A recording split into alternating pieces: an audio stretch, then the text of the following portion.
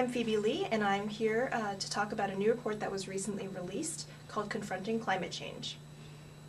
I'm Mike McCracken. I'm one of the authors of this report.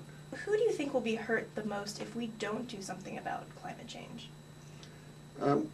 Well, basically it's going to be the poor who have the least resources to do that.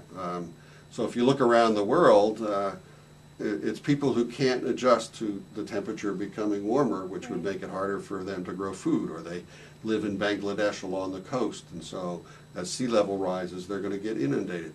But that's also true here in the United States, that the poor will be most affected. Basically, the climate of the northern tier of states will become like the central tier will become like the southern tier, and so you might say, well, what you want to do if you live along the Gulf Coast is I want to have an air conditioner. That'll keep me cool in the summer. Right. But the people who live there many times don't have homes that you can put an air conditioner in. I mean, sure, the people in Minnesota, because the winter's warmer, are going to pay less for heating energy.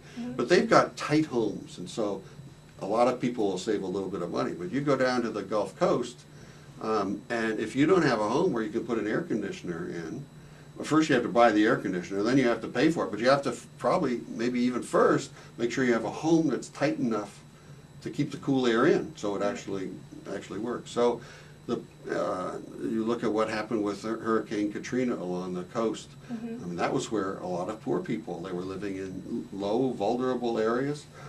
Storm systems came in, they get flooded. Right. And they get, so typically, it's the poor who get affected most. When Hurricane Andrew hit in Florida, it hit Homestead, the town of Homestead, the people who had some money, I mean the agricultural people, the fruit growers, orange growers, said, oh, I have insurance. I can rebuild my factory, I can replant my fields, I'll get started again. The rich could rebuild.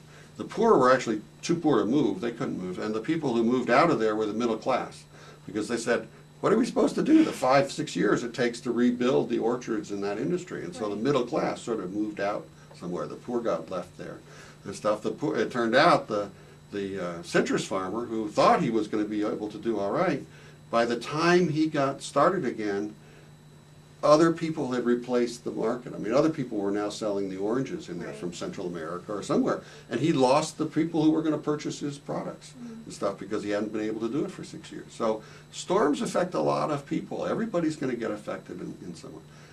The most important effects in the U.S., if you're in the western U.S., is probably the rising snow line in the winter, which means that you'll have less water available in the summer to do things, and water is really vital in the west. And in the summer, as you dry out the ground, you get the vegetation dries out more and you get more fires. So wildfires in the summer, and if you get more rain in the winter after wildfires, then you get landslides and all kinds of problems. So a bunch of problems in the west. In the east, it's probably hurricanes becoming more powerful, and ecosystems, species tending to shift northward. So maple trees sort of shift out of New England, and the kind of forest we have in the southeast becomes a little more like savanna. And what we know from experience, and it's happening now in Alaska, is the forests die, as parts of them die because the trees can't compete, they get diseased and then they tend to burn. You get more fires. And then along the coastline, as ocean levels rise, everybody gets impacted. Right. So lots of impacts.